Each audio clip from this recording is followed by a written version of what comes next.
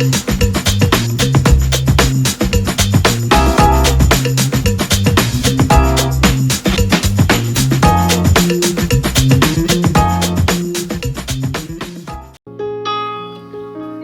Bapak Ibu, diberkatilah kita semua pada siang hari ini. Hati kita semua diarahkan kepada Tuhan dan kita semua menikmati firman-Nya yang disampaikan. Dan perlu kita mengerti bagaimana kita mendengar suaranya ketika firman Tuhan disampaikan, mengenali perkataannya, mengenali suaranya ketika firman Tuhan disampaikan, itu adalah hal yang penting. Karena itu biarkanlah pada kesempatan ini saya menyampaikan firman Tuhan yang berjudul Ladang yang Sudah Menguning. Hidup di hari-hari terakhir ini adalah hal yang penting. Kita harus tahu waktunya sudah sangat singkat. Kalau boleh dikatakan, ini adalah waktu-waktu terakhir, hari-hari yang penting, hari-hari yang menentukan, hari-hari di mana kita siap untuk mengerjakan pekerjaan Tuhan. Jangan sibuk dengan diri sendiri. Jangan berkubang pada kasihan, pada kubangan kasihan pada diri sendiri. Jangan tenggelam dengan luka-luka. Jangan biarkan diri kita ini terhambat oleh hal-hal yang duniawi. Tapi biarkanlah pada hari ini kita semua memberi diri kepada Tuhan untuk mengerjakan pekerjaan Tuhan, melakukan kehendak-Nya dan membawa jiwa-jiwa kepada Tuhan. Ladang sudah menguning dan siap dituai. Dibutuhkan pekerja-pekerja yang bekerja sama, yang punya hati yang sama, mempunyai kerinduan yang sama, mempunyai pengejaran yang sama untuk mengerjakan pekerjaan Tuhan dan membawa jiwa-jiwa ini kepada Tuhan. Dan biarkanlah pada hari ini kita belajar bahwa ada 3 perumpamaan yang Yesus ceritakan di hari-hari terakhir ini. 3 perumpamaan ini sedang bergema kepada gerejanya. 3 perumpamaan ini sedang mengungkapkan isi hatinya. 3 perumpamaan ini menyingkapkan kehendak-Nya kepada kita semua umat Tuhan yang dikasihinya. Perumpamaan yang pertama itu adalah perumpamaan tentang orang-orang yang berdalih. Diambil dari Lukas 14 ayat 15 sampai 24. Saya percaya bahwa dalam perumpamaan ini setiap kita tidak asing lagi untuk mengetahui tentang perumpamaan orang-orang yang berdalih.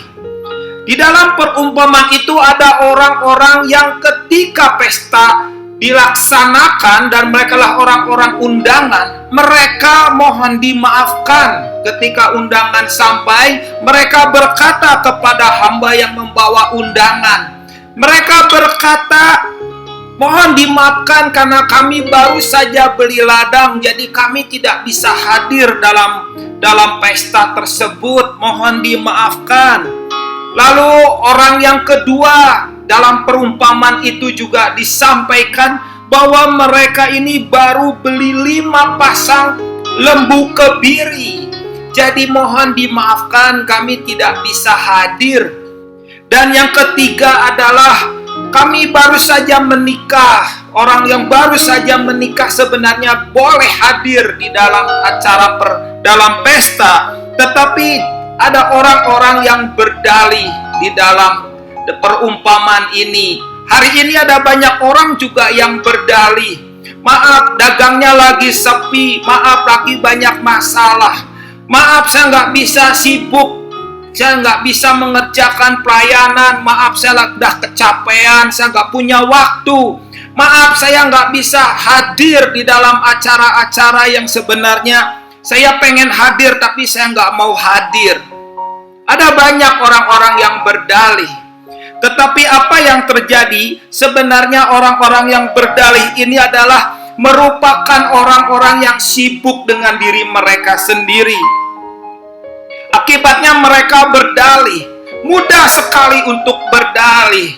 Dulu waktu punya hati yang bergelora kepada Tuhan, nggak hujan, nggak panas, nggak jauh, nggak malam, mereka akan mengerjakan dengan begitu luar biasa. Tetapi sekarang batuk sedikit aja mereka sudah seperti batuknya begitu setengah mati. Pilek sedikit aja seperti orang yang kena corona.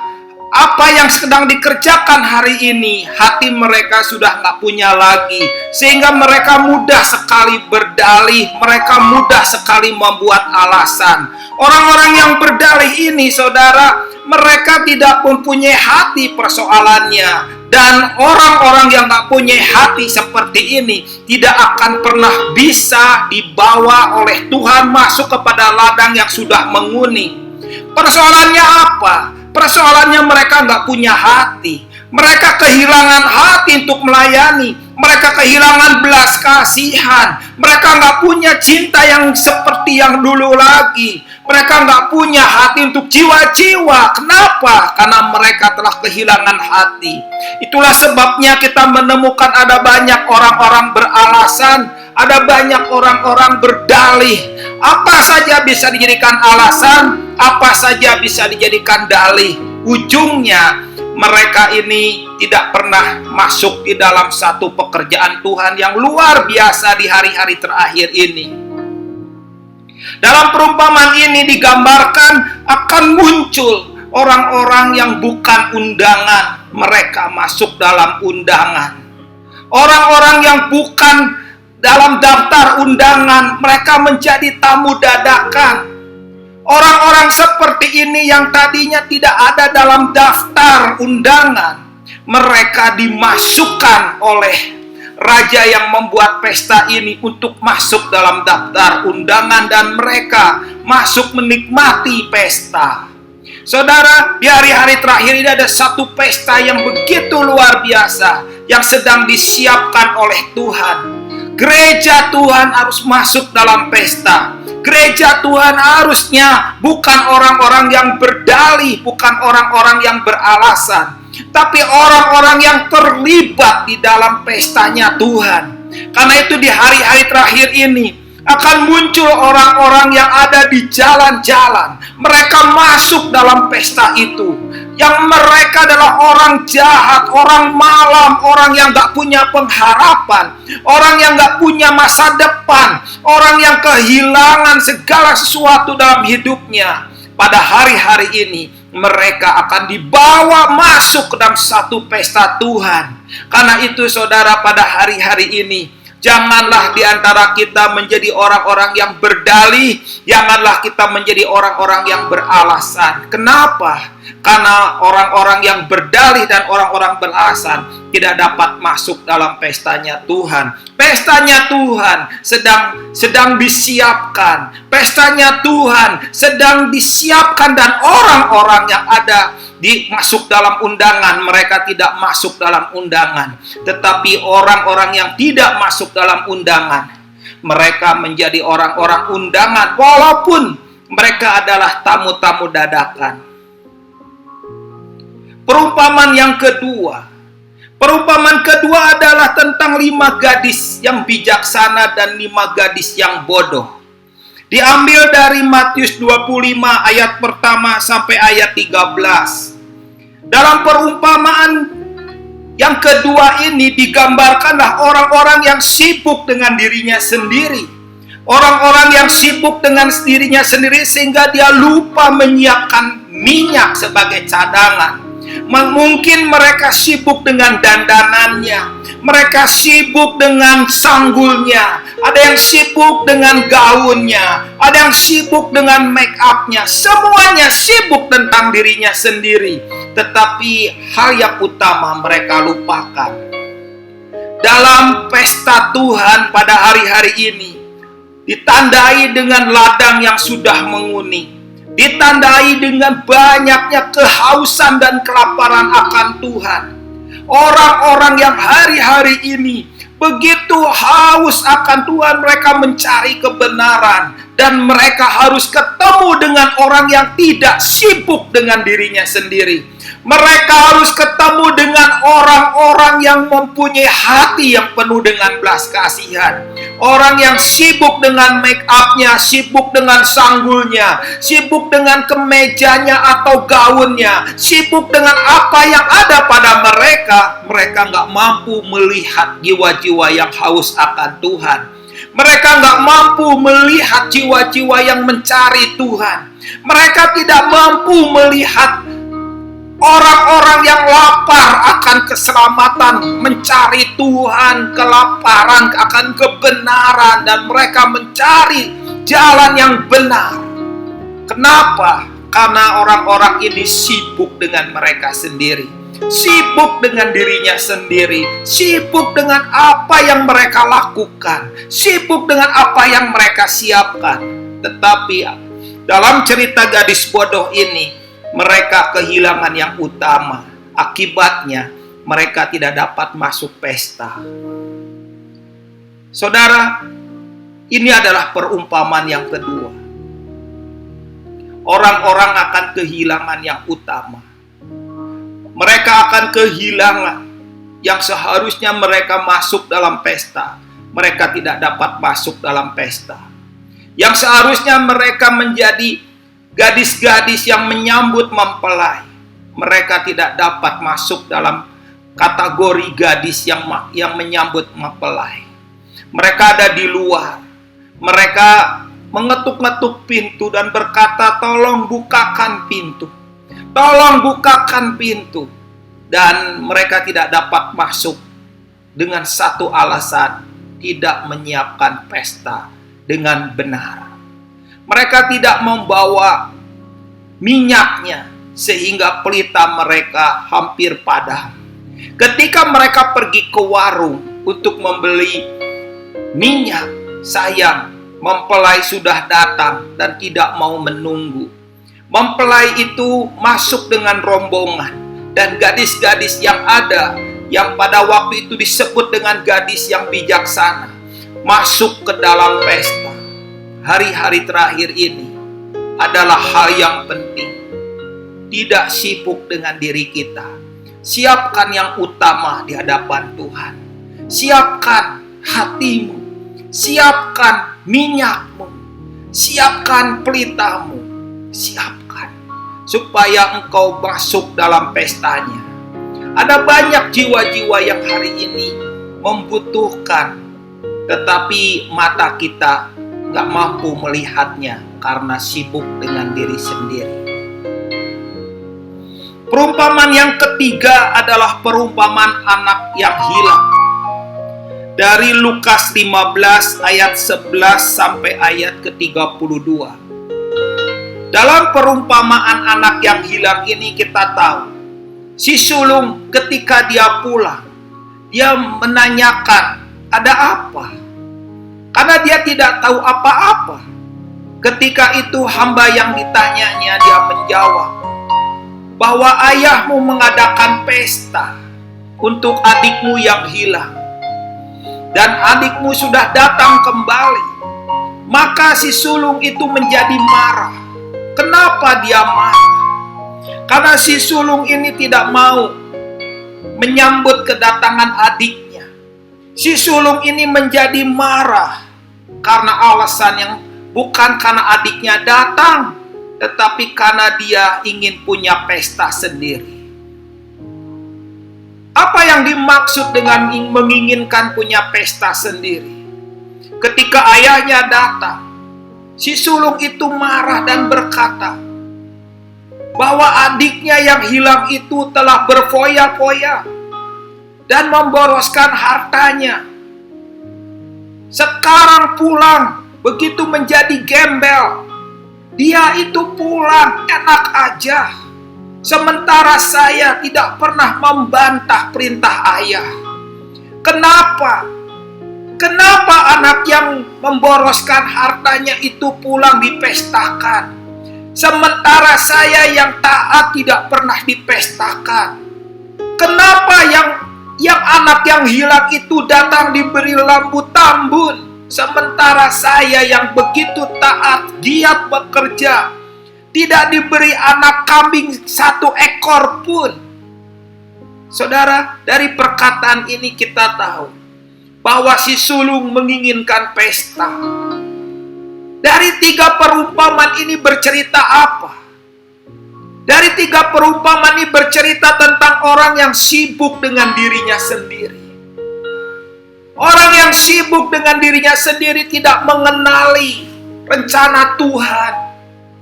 Tidak mengenali hati Tuhan. Tidak mengenali kehendak Tuhan. Tidak mengenali orang-orang yang mencari Tuhan. Tidak mengenali orang-orang yang saat ini membutuhkan Tuhan. Mereka sibuk dengan dirinya sendiri. Mereka sibuk dengan keberadaan sendiri.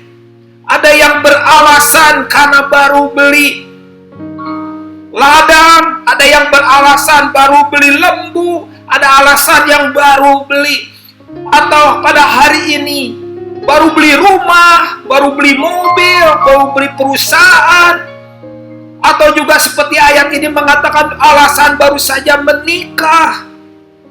Saudara, apapun alasan, engkau tidak akan pernah bisa masuk dalam pesta Tuhan. Pesta Tuhan adalah bukan pesta seperti orang dunia yang lakukan, yang makan dan minum. Pesta Tuhan adalah dalam masa tua yang besar ini. Ladang sudah menguning. Ada satu pesta yang sangat luar biasa, di mana bangsa-bangsa sedang mencari Tuhan. Gelombangnya itu begitu luar biasa, yaitu gelombang orang-orang yang mencari Tuhan. Gelombang orang-orang yang haus akan kebenaran. Dan mereka yang tidak ada dalam daftar undangan, mereka masuk dalam daftar undangan. Tetapi umat Tuhan bisa yang di dalam undangan, bisa tidak dapat masuk dalam undangan. Ini adalah hari-hari yang terbalik. Hari-hari di mana orang yang di dalam bisa menjadi orang yang di luar. Tetapi orang yang di luar bisa menjadi orang yang di dalam.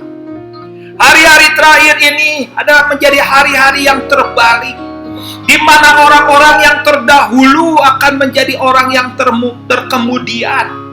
Tetapi orang-orang yang terkemudian akan menjadi orang yang terdahulu. Hari-hari ini hari-hari yang menentukan, di mana ada umat Tuhan yang sungguh-sungguh kehilangan kesungguh-sungguhannya, kehilangan hati dan belas kasihannya. Ada banyak yang membuat orang kehilangan sungguh-sungguh. Ada banyak orang yang kehilangan kesungguhannya di hadapan Tuhan. Ada banyak orang yang kehilangan hati dan belas kasihannya karena mereka kecewa dalam pelayanan atau kecewa dengan Tuhan. Orang-orang seperti ini tergolong sebagai orang yang sibuk dengan dirinya sendiri. Ini waktunya, saudara. Ini waktunya. Lepaskan semua kekecewaan. Lepaskan semua yang memanjakan engkau. Lepaskan segala sesuatu yang membuat engkau menjadi pasif. Lepaskan segala sesuatu yang membuat engkau tidak menyala seperti sebelumnya. Lepaskan dirimu dari segala hal yang membuat engkau nyaman dan engkau mencari alasan tidak mau keluar dari kenyamanan. Supaya apa? Supaya engkau bisa masuk dalam pestanya. Supaya engkau bisa masuk dalam acaranya. Supaya engkau bisa masuk dalam satu gelombang yang begitu luar biasa yang sedang melanda Indonesia, yang sedang melanda bangsa-bangsa, yaitu gelombang rasa lapar dan haus akan Tuhan. Di masa-masa pandemi seperti ini, ada satu gerakan roh yang begitu luar biasa sedang dicurahkan Tuhan atas bangsa-bangsa. Orang-orang mencari Tuhan. Orang-orang mencari Tuhan yang benar. Orang-orang lapar dan haus akan kebenaran. Orang-orang yang mencari jalan yang benar. Dan mereka terus mencari, terus haus, terus lapar. Dan mereka harusnya ketemu dengan orang-orang yang sesungguhnya mereka adalah hamba-hamba yang disiapkan. Karena itu kalau kita baca dalam perumpamaan orang-orang berdalih, maka raja itu memerintahkan hamba-hambanya untuk pergilah, panggillah, undanglah orang-orang yang kamu temukan. Dan orang-orang itu pergi. Dan mereka mengajak orang-orang yang mereka temui di lorong-lorong, di jalan-jalan, orang-orang yang sakit, orang-orang apapun yang mereka undang, mereka masuk. Tetapi ketika undangan itu sudah berkumpul masuk dalam pesta, masih terlalu sedikit. Dan raja itu berkata, pergilah kembali, undang dan paksalah mereka masuk. Kenapa? Karena rumahku harus penuh. Saudara, di hari-hari terakhir ini, ladang sudah menguning. Dibutuhkan hati yang penuh dengan belas kasihan. Jangan sibuk dengan dirimu sendiri. Jangan sibuk dengan mencari-cari alasan. Jangan sibuk dengan perkara-perkara yang banyak anak-anak Tuhan kehilangan hatinya di hadapan Tuhan. Hari ini adalah waktunya bagi kita semua untuk terus mencari Tuhan, untuk terus mendengar suaranya, untuk terus membawa hatinya di hadapan Tuhan. Supaya apa? Supaya mampu bergerak dengan belas kasihan. Ladang sudah menguning. Ada banyak orang-orang sekitar kita yang hari ini butuh Tuhan, butuh jamahan Tuhan, butuh kehadiran Tuhan. Dan engkau menjadi pekerja-pekerja yang menuai jiwa-jiwa yang sudah matang untuk dituai. Biarkanlah pada hari-hari ini satu pesan firman Tuhan, penuai bukanlah orang yang sibuk dengan dirinya sendiri. Penuai bukan orang yang sibuk mencari alasan. Penuai bukan orang yang menginginkan pestanya sendiri. Penuai bukan orang-orang yang sibuk untuk dirinya, untuk apa yang dia punya. Penuai adalah orang-orang yang punya belas kasihan kepada banyak orang.